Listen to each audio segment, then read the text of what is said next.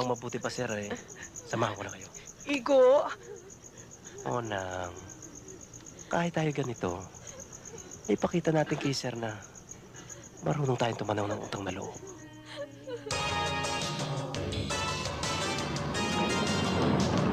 Sir, dito na lang muna tayo. Patayin nyo na muna ang makinatang ilaw.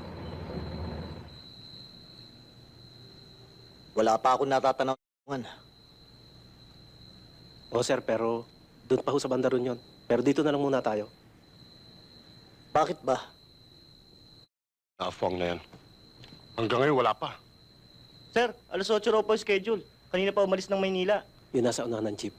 Yun si Captain Garcia. Sir, pagkaligpit natin kay Apong, saan natin siya ibabaon? Saan pa? Doon sa dati, sa tubuhan. Kalansay na siya, hindi pa siya makikilala ron.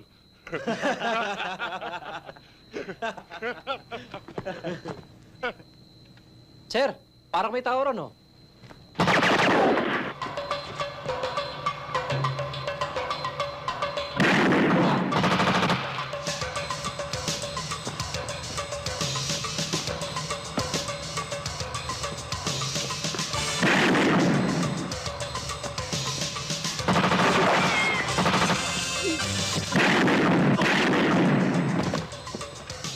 Tulungan niyo ko!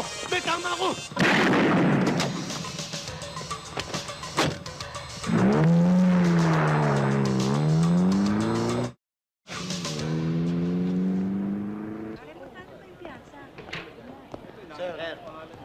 Apong? Sir, good morning, sir. Sir, bakit parang nakakita kayo ng multo? Disappointed ka ba, sir, at kaharap mo pa ako ngayon? Excuse me, sir. May gagawin pa ako sa labas.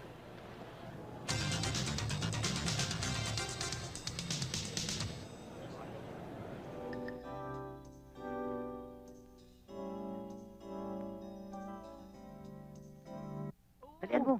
May nga lang dumalaw sa akin yan. Baka mainip. Sige na. Labs ka nun, hihintayin ka nun.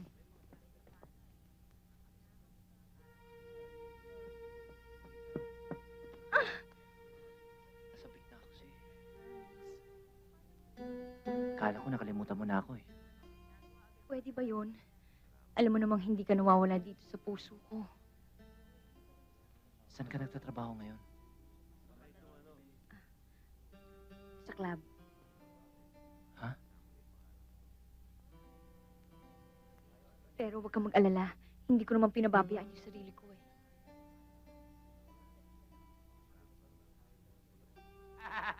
May bago ka na namang babae, Emil. Lagi kang wala. Hinahanap ka na ng mga empleyado mo. Napapabayaan mo na negosyo natin. Tag-init ngayon, Mama. Kailangan magpalamig. Kwarta lang ang katapat ng init na yan.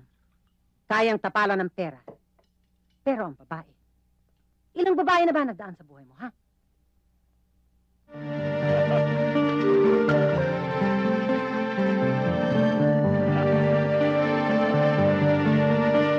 Di ba si Milagros, Mama? Paring magkakaiba ang kanilang itsura at katawan, pero iisa lang ang kanilang kaluluwa. Bakit ba hindi ka kasi kumuha ng disenteng babae? Mama. Ay parang gamit na pwede mong bilhin. I-dispatch siya kapag tapos mo nang gamitin. Pero iba nararamdaman ko ngayon. Mahal ko siya eh. At papatay ako ng tao. Bakit ka pumunta dito? Baka makita tayo ni Emil. Hindi na ako makatiis, Marisa.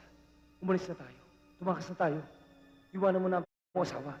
Natatakot ako, Alfred. Huwag kang matakot. Sagot kita. Papatayin ko siya. Magkasama lang tayo. Sukdo lang patayin ko kayo. Hindi kayo makakalabas ng buhay dito sa bakuran ko. Dahil ibabaong ko kayo dito.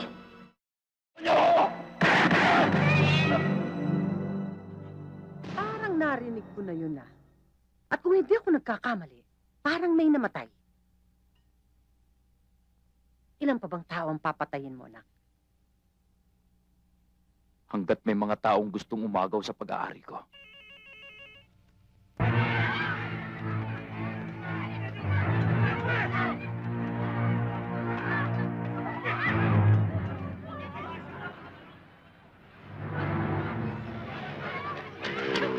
Tumahimik ka! Anong problema rito? Hoy, si Maron. Ang problema rito, huwag kang makialam. Reglado.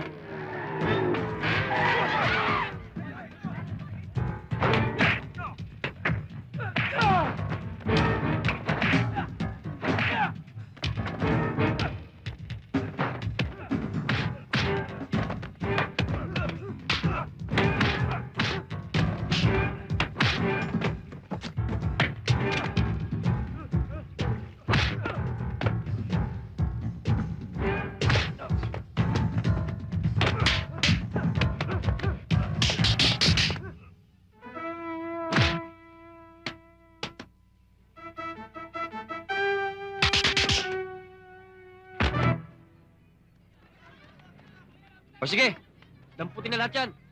Dalhin nyo na sa presinto. Bilis!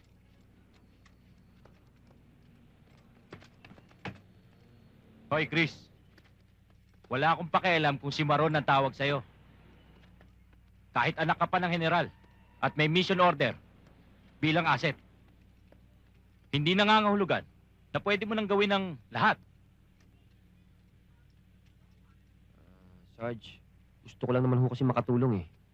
Basta't pag inulit mo ang ginawa mo ngayon, ako mismo magtatanggal sa'yo bilang asset. Naintindihan mo? Yes, sir.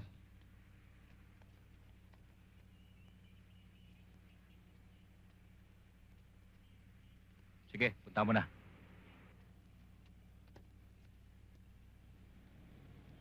Salamat. Oh, yung motor mo.